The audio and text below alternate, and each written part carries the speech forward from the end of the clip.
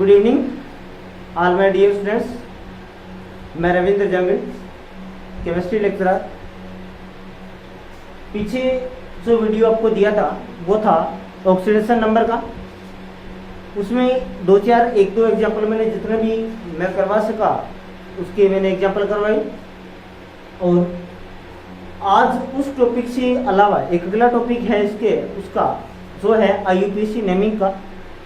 आज अपन कुछ एक एग्जाम्पल IUPAC नेमिंग की करेंगे और IUPAC नेमिंग का जो भी एग्जाम्पल होगा उसका ऑक्सीडेशन नंबर मैं तो कहता हूँ आप खुद निकालिएगा। मैं यहाँ पर निकाल के आपको बताऊंगा, लेकिन फिर भी आप खुद निकालिएगा। मैंने ऑक्सीडेशन नंबर के एक दो एग्जाम्पल करवाए हैं।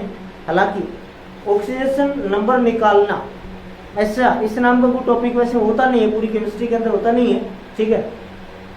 इसको एक नाम दिया जाता है क्योंकि इसको अलग से नहीं पढ़ते हैं, इसी के साथ में पढ़ेंगे। याद रखना, बोर्ड जब पूछेगा कोई क्वेश्चन, याद रखना बोर्ड का एक नियम है, बोर्ड जब क्वेश्चन पूछेगा तो IUPAC naming plus oxidation number दोनों का एक साथ में कंबाइंड क्वेश्चन पूछता है। इवन दैट मेरा कहने का मतलब ये बच्चों कि बोर्ड का जो क्वेश्चन आएगा ना वो ऑक्सीडेशन नंबर निकालने का कभी भी नहीं आएगा। वो आएगा सिर्फ और सिर्फ IUPAC नेमिंग लिखने का। और जैसे ही अपन IUPAC नेमिंग अपन लिखेंगे तो IUPAC नेमिंग के लास्ट के अंदर अपन सेंट्रल एटम की ऑक्सीडेशन नंबर आपको लिखना पड़ेगा उस IUPAC नेमिंग के अंदर। इसलिए उसको लिखने से पहले मैंने ये टॉपिक हेडिंग डलवा दी और हेडिंग डलवा करके एक दो मैंने एग्जाम्पल करवा दिए। आज जो अपन एग्जाम्पल करेंगे वो करेंगे IUPAC नेमिंग का। तो आप अगली हेडिंग लगा सकते हैं IUPAC naming of complex compound, ठीक है। देखो IUPAC naming of complex compound. IUPAC naming of complex compound, complex कंपाउंडों की IUPAC नेमिंग, ठीक है। बहुत इंपॉर्टेंट ये टॉपिक है बच्चों, बहुत इंपॉर्टेंट टॉपिक है। ये टॉपिक आप लोग समझ लिया ना तो ऐसा मानो कि आपको कोऑर्डिनेशन कंपाउंड आने लग गया, ये मेरी गारंटी है। ये IUPAC नेमिंग ध्यान से समझोगे तो पहले एग्जाम्पल में समझ में नहीं आएगा। यदि ध्यान से नहीं समझोगे तो 1000 एग्जाम्पल देख लेना, ठीक है, किसी का भी समझ में नहीं आएगा, ये मेरी गारंटी है। देखो IUPAC नेमिंग की बात करते हैं और एग्जाम्पल वही है जो आपकी बुक में है। बहुत सारे एग्जाम्पल आपकी बुक में दिए हैं। उन सभी एग्जाम्पलों को यदि आप IUPAC नेमिंग देखते हो, उसका ऑक्सीडेशन नंबर निकालते हो, ठीक है, उसके स्ट्रक्चर बनाते हो, तो आगे अदरवाइज बाहर जाने के लिए बोर्ड के लेवल पर कोई आवश्यकता नहीं है कहीं पर भी, ठीक है। देखो IUPAC नेमिंग, तो मैंने आपको ये जो कॉम्प्लेक्स कंपाउंड बताए थे, ये बेसिकली यदि आपने स्टार्टिंग वाली वीडियो नहीं देखी है तो आपको कुछ पल्ले नहीं पड़ेगा। मैं पहले जो IUPAC नेमिंग लिख रहा हूं वो लिख रहा हूं simple A9 and complex cation, simple A9 and complex cation, ठीक है। Simple A9 and complex cation, या फिर आप ऐसा कर सकते हो, इससे पहले ये वाला कर लो, अच्छा रहेगा। सिंपल कैटायन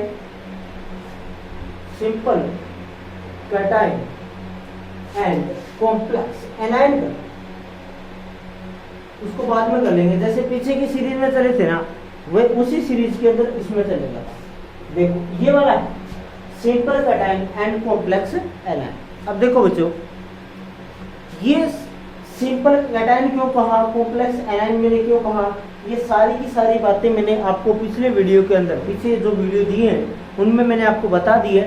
मैं आपको फिर कह रहा हूँ, आप इस वीडियो को देखने से पहले, इससे पहले वाली आपको सारी वीडियो देखनी पड़ेंगी, क्योंकि मेरी एक आदत है कि यदि मेरे को एक क्लास मिस हो जाती है ना तो अगली क्लास बिल्कुल समझ में नहीं आती।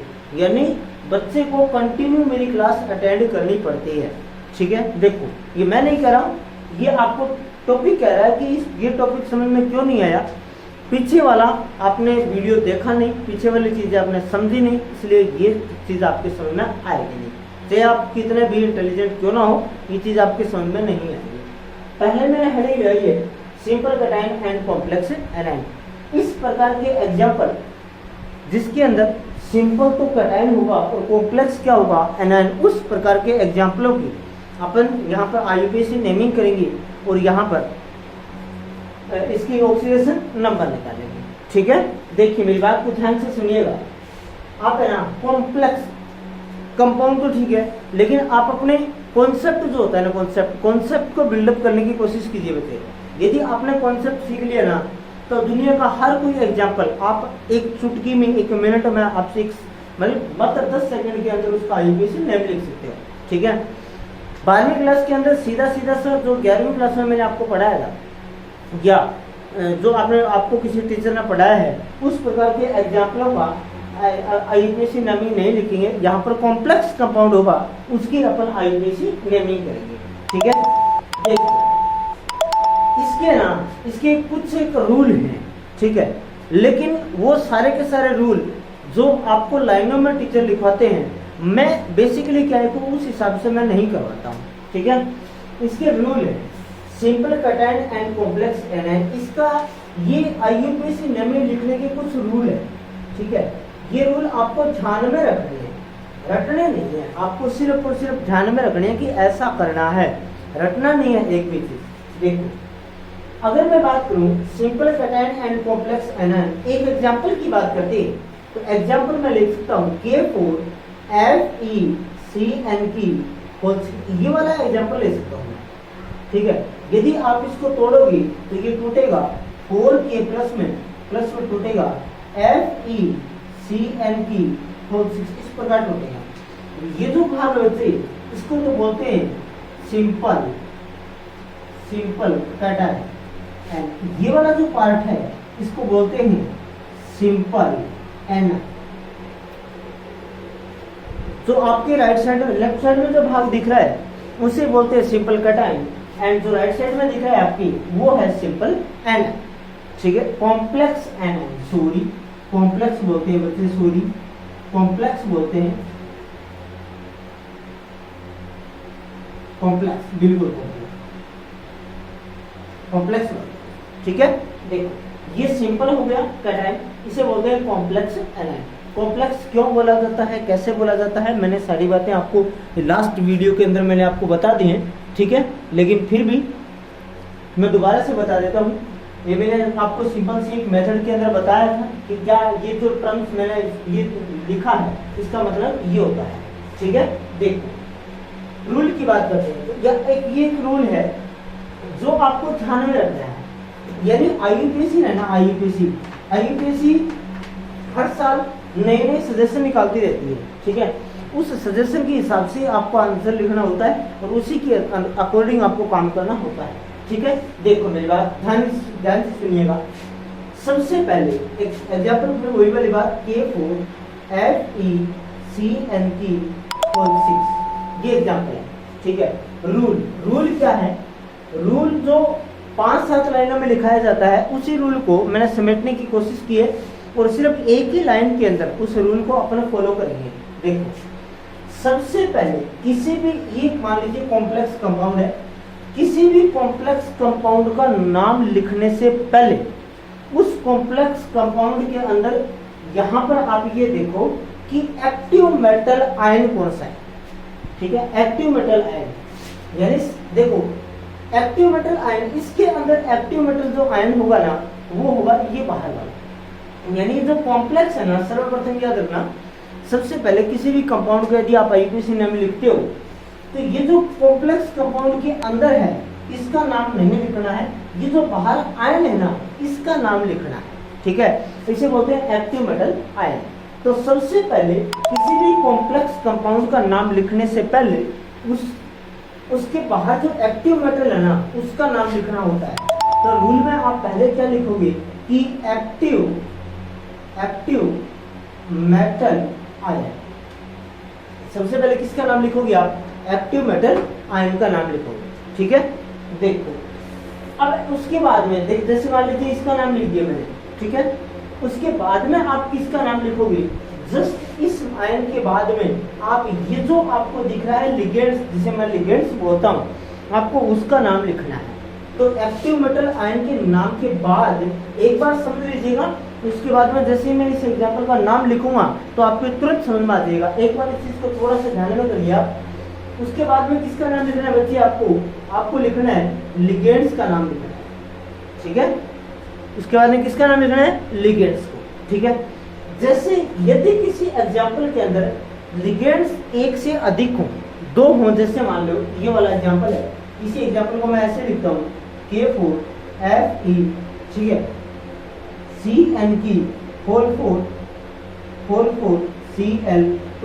यदि मैं इस एग्जाम्पल को ऐसे लिखता हूँ तो इसके अंदर बच्चों लिगेंड्स की संख्या 2 हो गई है, सॉरी टाइप्स ऑफ लिगेंड्स 2 हो गए हैं।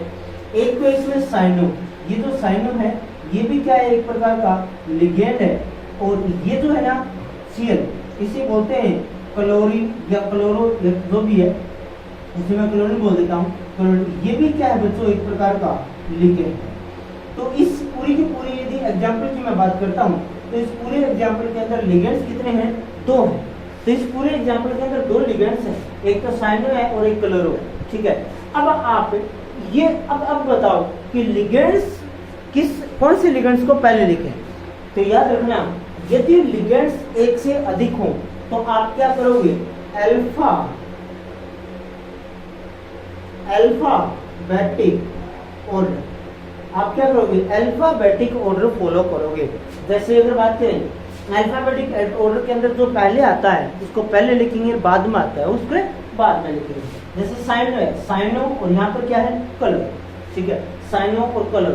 हालांकि यहाँ पर F कर देता हूँ, ये थोड़ा सा आपके मतलब कॉम्प्लेक्स हो जाएगा, हालांकि इसको भी लिखा जाता है, बताऊंगा आगे कैसे लिखा जाता है। यहाँ पर F2 कर देता हूँ मैं, फ्लोर। ठीक है, तो यहाँ पर मैं फ्लोरो कर देता हूँ, फ्लोरो। अब C में और F में पहले कौन आता है, C आता है। तो आप किसका नाम लिखोगे, पहले लिखोगे क्लोरो और उसके बाद में क्या लिखोगे, फ्लोरो लिखोगे। यानी सीधी सी बात, यदि किसी कॉम्प्लेक्स कंपाउंड के अंदर एक से अधिक प्रकार के लिगेंड्स उपस्थित हों तो उसके अंदर आप उसके बाद क्या करना है आपको, कि अल्फाबेटिकली ऑर्डर फॉलो करना है। अल्फाबेटिकल ऑर्डर के अंदर जो पहले आता है उसको पहले लिखोगे, जो बाद में आता है उसको बाद में लिखोगे। ठीक है, देखो ये रूल हो गया। अब यदि जैसे मान लो ये है फ्लोरीन, कितने हैं, 2, और तो 2 को क्या लगाते हैं, डाई लगाते हैं। यहाँ पर साइनाइड कितनी है, 4 को क्या लगाते हैं, ट्राई, मतलब जैसे ट्राई को 3 बोलते हैं, टेट्रा को 4 बोलते हैं, पेंटा को 5 बोलते हैं। तो आप अल्फाबेटिकली लिखोगे और लिगेंड्स की जो संख्या होती है ना वो लिखोगे आप। जैसे अगर बात करें कि बाई है, ठीक है, कोमा टाई है, कोमा टेट्रा, ये आपको लिखना पड़ेगा। यानी लिगेंड्स के जो नंबर है, ठीक है, वो आपको लिगेंड्स के नंबर यहाँ पर लिखने पड़ेंगे। ठीक है, ये एक बार पहले याद रखिएगा। जैसे मैं किसी एग्जाम्पल, यही एग्जाम्पल है, इसी एग्जाम्पल का मैं IUP से नाम लिख के आपको दिखाऊंगा, तब आपके समझ में आएगा कि कैसे कैसे क्या करना है। ठीक है, इसके बाद में अगला जो रूल है, यदि किसी लिगेंड्स के अंदर बाई ट्राई पहले से लिखा हो, ध्यान से सुनिएगा, यदि किसी लिगेंड्स के अंदर बाई ट्राई टेट्रा पहले से लिखा हो, ठीक है, तब अपन क्या कहेंगे, उससे पहले क्या लिखेंगे, उससे पहले बीस लिखेंगे, ट्रिस लिखेंगे, ठीक है, टेट्राकिस लिखेंगे। इस प्रकार के ये जो ग्रीक वर्ड होते हैं सारे, इस प्रकार के अपन वर्डों का उपयोग करेंगे। मैं एग्जाम्पल में सारी चीज बता दूंगा कि किस प्रकार के एग्जाम्पल है तब आपको क्या करना है, किस प्रकार के एग्जाम्पल है तब आपको क्या करना है। थोड़ा सा पेशेंस रखिएगा, ये चीज आपको थोड़ी सी माइंड में अगर आ गई तो आगे वाली चीजें सारी की सारी बहुत आसान हो जाएंगी, कोई दिक्कत नहीं है। इसके बाद में आप किसका नाम लिखोगे, इसके बाद में आप नाम लिखोगे central metal atom. Central metal atom बोले तो यानी बाहर में जो एक्टिव मेटल था उसका नाम आ गया, उसके बाद में लिगेंड्स का नाम लिख दिया, और उसके बाद में क्या लिखोगे, केंद्रीय परमाणु का नाम लिखोगे। और याद रखना बच्चे, वेरी वेरी इंपॉर्टेंट, अक्सर बच्चे यही गलती करते हैं यदि simple cation and complex anion हो तो सेंट्रल मेटल एटम का जब अपन नाम लिखते हैं तो उसके लास्ट के अंदर अपन क्या लगाते हैं, 8 का प्रयोग करते हैं। किसका प्रयोग करते हैं, 8 का। और ये जो 8 है ये क्या लगाते हैं, सफिक्स लगाता है। ऐसे कर लो, सफिक्स 8 लगाया जाता है, 8 लगाया जाता है। ठीक है, यदि simple cation and complex anion है तो उसके लास्ट के अंदर सफिक्स बोलो तो लास्ट में प्रीफिक्स होता है पहले, जैसे हिंदी में बोलते हो पूर्व लगन अनुलगन, वैसी बात है। तो क्या लगाते हैं इसमें, 8 लगाते हैं। ये तो किसका नाम हो गया, सभी का नाम लिख दिया, इसका नाम लिख दिया, सेंट्रल लिगेंड्स का नाम लिख दिया उसके बाद में। ठीक है, उसके बाद में सेंट्रल मेटल आइटम का नाम लिखना है और लास्ट के अंदर आपको क्या लिखनी है, ऑक्सीडेशन नंबर लिखना है, ऑक्सीडेशन संख्या लिखनी है। और ये किसमें लिखनी है, इन रोमन, यानी रोमन बोले तो रोमन तो लिखना ही आता होगा आपको, कैसे लिखा जाता है रोमन संख्या, तो उस प्रकार लिखते हैं। अब इस पूरे के पूरे सभी रूल को, ज्यादा रूल नहीं लिखने आपको, कोई ऐसी बात नहीं है कि लाइन टू लाइन लिखते जाओ, उसको रटते जाओ, एक भी चीज आपको रटने नहीं है। सबसे पहले जैसे ये कॉम्प्लेक्स कंपाउंड है तो इसका नाम लिखेंगे, तो सबसे पहले किसका नाम लिखेंगे, ये जो एक्टिव मेटल आयन होता है इसका नाम लिखेंगे। उसके बाद में किसका नाम लिखेंगे, लिगेंड्स का नाम लिखेंगे। और लिगेंड्स के बारे में थोड़ा ध्यान रखना है, यदि लिगेंड्स 2 हो तो अल्फाबेटिकली ऑर्डर आपको ध्यान रखना है, तो अल्फाबेटिकली। और लिगेंड्स की संख्या लिखनी है, 2 है तो बाई, 3 है तो ट्राई, 4 है तो ट्राई का। अगर इसका नाम लिखेंगे क्या लिखेंगे, हेक्सासाइनो, ऐसा लिखेंगे। ठीक है, इसके बाद में क्या लिखेंगे, यदि लिगेंड्स के अंदर पहले बाई ट्राई यदि पहले से लगा हो तो अपन क्या किससे स्टार्टिंग करनी है, 20 ट्रेस लिखना है, टेट्रा ट्रेस लिखना है। ठीक है, इस प्रकार के शब्दों का प्रयोग करना है। उसके बाद में ये जो सेंट्रल मेटल एटम होता है उसका नाम लिखना है, उसके लास्ट में क्या लिखेंगे आपको, ऑक्सीडेशन नंबर, लास्ट में ऑक्सीडेशन नंबर लिखना है। इसलिए मैंने आपको पहले ऑक्सीडेशन नंबर निकालना सिखाया था। ठीक है, ये रूल है ना, ये रूल आपको ध्यान में रखना है। 2-4 एग्जाम्पल करोगे उसके बाद में ये रूल अपने आप दिमाग में चढ़ जाएगा कि किस प्रकार से आपको आंसर निकालना है, किस प्रकार से फॉलो करना है। ठीक है, देखो ये रूल आप नोट कर सकते हैं।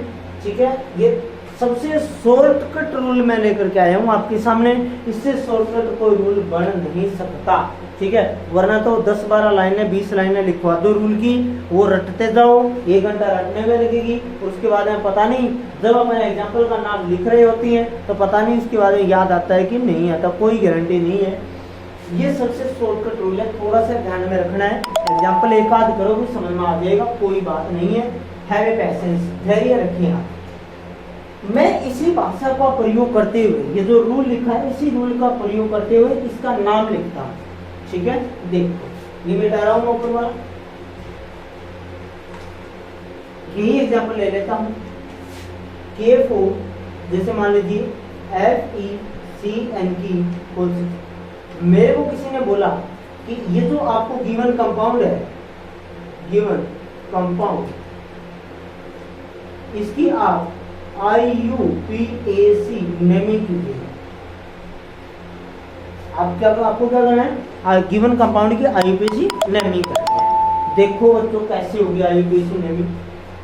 सबसे पहले मैंने क्या कहा, एक्टिव मेटल आयन को लिख दो। यहाँ पर एक्टिव मेटल आयन कौन है, के को क्या बोलते हैं, इसे पोटेशियम बोलते हैं, ये आपको पता होना चाहिए। तो सबसे पहले मैं क्या लिख देता हूँ, पोटेशियम लिख देता हूँ। क्या लिख दिया मैंने, पोटेशियम लिख दिया। उसके बाद में ये क्या लिखना है आपको, लिगेंड्स लिखना है। ठीक है, अब लिगेंड्स लिखना है तो लिगेंड्स, ये जो आपको दिख रहा है इसके अंदर लिगेंड्स कौन से है भाई, बताना एक बार। क्या क्या ये तो सेंट्रल मेटल एटम हो गया, ये है इसमें लिगेंड्स। लिगेंड्स कौन है इसमें, अच्छे बच्चे, साइनाइड, इसके अंदर क्या है, लिगेंड्स।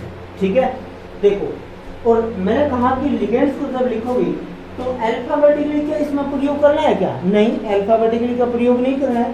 क्यों नहीं करना है अल्फाबेटिकली का प्रयोग, क्योंकि इसके अंदर लिगेंड्स है ना वो एक ही प्रकार का है, 2 प्रकार के लिगेंड्स इसमें नहीं है। ठीक है, 2 प्रकार के लिगेंड्स नहीं है, इसलिए आपको सिर्फ और सिर्फ अल्फाबेटिकली का प्रयोग नहीं करना है, लिगेंड्स का नाम लिखना है। लिगेंड्स का नाम लिखना तो ठीक है, लेकिन कितने लिगेंड्स हैं, 6। ठीक है, ये भी आपको लगाना है। 6 को क्या बोलते हैं, हेक्सा बोलते हैं। तो इसका नाम क्या हो जाएगा, पोटेशियम। ये जो साइनाइड है इसको क्या बोलते हैं, साइनो बोलते हैं, साइनो। ठीक है, साइनो से पहले आपको इसका नंबर लिखना होगा। नंबर कितने हैं, 6। तो मैं क्या लिख दूं यहाँ पर, हेक्सा साइन। ठीक है, हेक्सा साइन, हेक्सा साइन। ठीक है, हेक्सा साइन लिख दिया। सबसे पहले एक्टिव मेटल एंड, उसके बाद लिगेंड्स। ठीक है, लगा दिया बाय ट्राई टेट्रा, तो हेक्सा जो भी है hexa cyano. Central metal atom, central metal में एटम कौन है, फेरेट। क्या लिखेंगे इसको, फेरेट लिखेंगे, फेरेट। ठीक है, और यहाँ पर Fe की ऑक्सीडेशन नंबर कितना है, याद रखना। Fe याद क्या रखना है, आप निकाल सकते हो। Fe का ऑक्सीडेशन नंबर है यहाँ पर 2। तो मैंने क्या लगा दिया, सेकंड। ये किस में लिखना है आपको, रोमन संख्या में लिखना है। ठीक है, इसमें एक दो बातें आपको कॉमन सेंस ध्यान में रखनी है। एग्जामिनर क्या होता है कि इसके भी नंबर काट लेता है, यदि काटना चाहे तो काट सकता है। कैसे कि किसी भी कॉम्प्लेक्स कंपाउंड के नेमिंग की यदि आप स्टार्टिंग करते हैं तो पहला जो लेटर होता है always will be capital letter. ठीक है, हमेशा और हमेशा पहला जो अक्षर होता है वो कैपिटल लेटर के अंदर ही लिखा जाता है। सेकंड, इसको ध्यान में क्या रखना है, जब आप एनाइन कैटाइन एंड एनाइन के मध्य, कैटाइन और एनाइन दो शब्दों, दो मतलब ये जो आयन है इनको एक साथ लिख रहे हो तो दोनों के मध्य ये एक अलग पार्ट है, ये एक अलग पार्ट है, दोनों के मध्य क्या होना चाहिए, थोड़ा सा गैप होना चाहिए। 2 बात। तीसरी बात, जब आप ये जो पार्ट है नेगेटिव वाला पार्ट, इस पार्ट को जब आप लिखते हो तो सारे इस पूरे के पूरे पार्ट को क्या लिखना है आपको, 1 वर्ड में लिखना है। 1 वर्ड मतलब तो इसके बीच में किसी भी प्रकार का गैप नहीं आना चाहिए। ठीक है, तो सारे रूल मैंने यहाँ पर इस एग्जाम्पल के अंदर फॉलो किए हैं। एक एग्जाम्पल मैंने आपको यहाँ पर करवा दिया है, और एग्जाम्पल मैं आपको अगले वीडियो के अंदर करवाऊंगा। ठीक है, अब तो सारे के सारे एग्जाम्पल करने हैं, आपको सिर्फ ये चीज ध्यान में रखनी है। उसके बाद में एग्जाम्पल 1 मैंने करवा दिया, और एग्जाम्पल यदि आप करना चाहते हैं तो आपकी बुक में एग्जाम्पलों की भरमार दी है, बहुत सारे एग्जाम्पल दिए हैं, वहां से आप कर सकते हैं, कोई दिक्कत नहीं है। फिर भी कोई प्रॉब्लम आती है तो मुझे बताइएगा, आपकी प्रॉब्लम सॉर्ट आउट की जाएगी।